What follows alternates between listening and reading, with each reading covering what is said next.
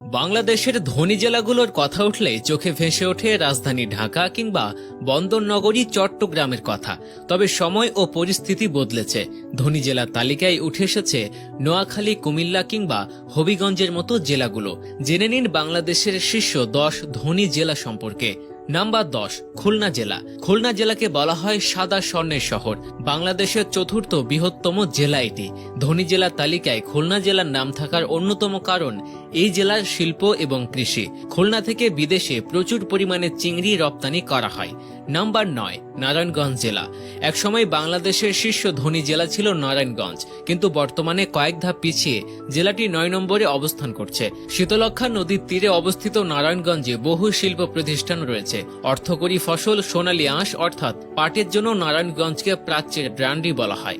বিশ্বের সবচেয়ে বড় পাটকল আদমজী পাটকল এই জেলাতেই অবস্থিত ছিল। Number 8, Likey